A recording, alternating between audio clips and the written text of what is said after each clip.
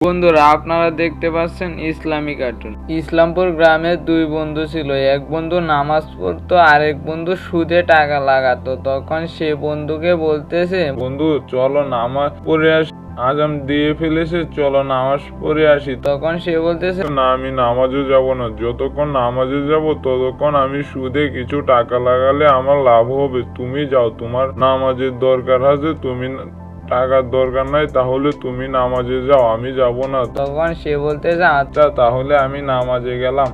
এই বলে সে নামাজে চলে গেল। এদিকে আবার সে সুদে টাকা লাগাচ্ছে। তখন সুদে টাকা নিতে এসেছে এক লোক, তাকে বলতেছে, সময় মতো সুদ দিয়ে যাবে, তা না হলে তোমাকে আর কখনো টাকা দেব না। তখন সে বলতেছে, আচ্ছা ঠিক আছে মালিক, আমি সময় মতো তোমাকে টাকা দিয়ে দেব। তখন এই বলে সেও চলে গেল এখান থেকে। তখন কিছুদিন পর সে বসে আছে, তখন সেদিক দিয়ে তার বন্ধু হেঁটে যাচ্ছে। তখন তার বন্ধু বলতেছে, চলো নামাজে যাই। তখন সে বলতেছে, না, আমি নামাজে যাব না। তখন এটা বলে সে আবার চলে গেল।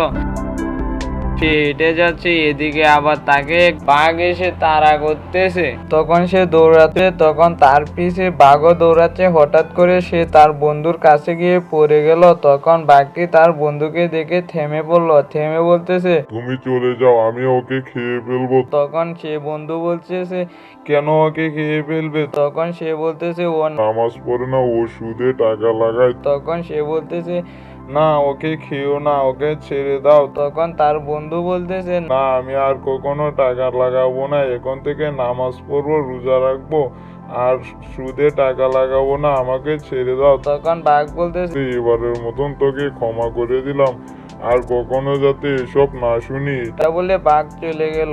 এই ভিডিওটাতে এটাই বোঝা যায় যে নামাজ ছাড়া দুনিয়াতেও শান্তি নাই, আখিরাতেও শান্তি নাই। বন্ধুরা, ভিডিওটি ভালো লাগলে চ্যানেলটিকে সাবস্ক্রাইব করে দিন।